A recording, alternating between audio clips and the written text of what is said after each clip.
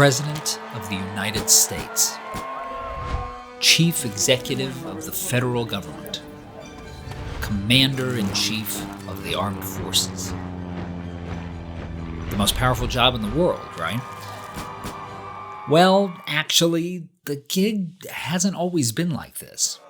In fact, the first person who ever had it wanted to quit out of boredom. And if you've never heard that story about George Washington, it's because that's not who we're talking about.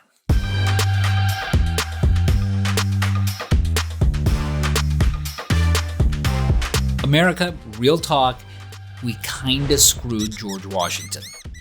You see, the holiday we celebrate every February as President's Day is not an actual thing. Just one more example of how we're being manipulated by Big Mattress. The actual holiday is Washington's birthday, which may seem like a technicality, but how would you feel if you were suddenly told you had to share your birthday party with 44 other dudes? And here's the weird thing about President's Day. It's not just that we're shafting the father of our country, it's that celebrating all these guys together doesn't really make sense, because they didn't really have the same job. The presidency is vastly different today than it was in the past. We've changed it a lot over the years. In the earliest days of the country, before we had even written the Constitution, we had a role called president, but the job was literally handling paperwork for the Continental Congress. The first person who held it, John Hanson, described the position as irksome and considered resigning within his first week, which is maybe a thing that more of them should consider. And even when the Constitution was being written, several founding fathers were still not convinced we even needed a president. You probably know Patrick Henry, for example, as the guy who said, "Give me liberty or give me death." But he was also the guy who said, well, we don't actually know what he said because he was on such a rant that the stenographer just shorthanded it as Mr. Henry warned of the president's enslaving America. Which is a little extreme, but you get the idea. The founders were building a free country, and all this president stuff kind of sounded like a king.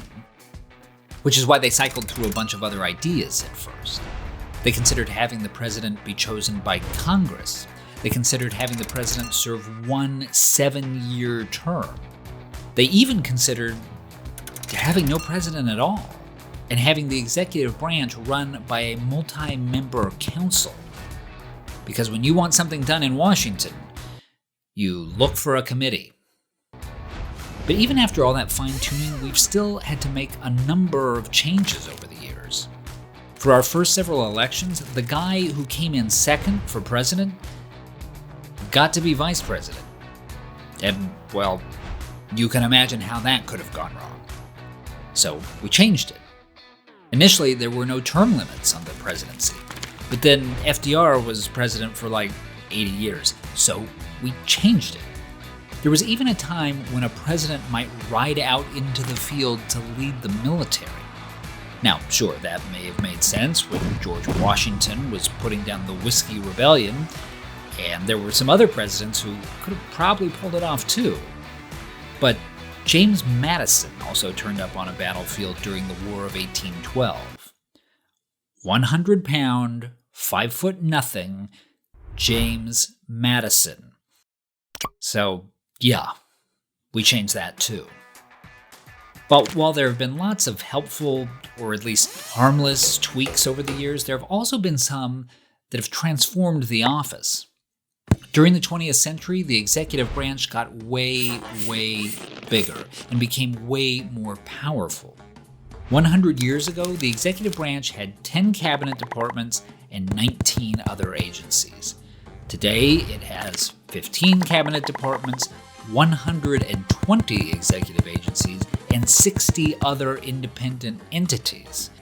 Now, whether you think the government should be bigger or smaller isn't really the point. The point is that along the way, we've changed the very principles by which the federal government was intended to operate. Here's what happened. As the executive branch grew, the president's employees found plenty of new rules they wanted to make. And there's nothing wrong with that, but actually, hold on, there's one thing wrong with that. If you remember your elementary school civics, it's Congress that gets to make laws, not the executive branch. So we tried to work out an accommodation. The experts in the executive branch who worked for the president could create their own rules, but Congress would have the power to reject them. A couple of problems, though. Number one, there became so many rules that Congress simply couldn't handle the volume.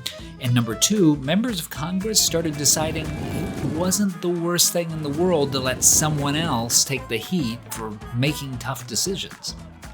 The result? Today, we live in a country where most of the laws that control your life aren't actually voted on by the people you elect to have that power.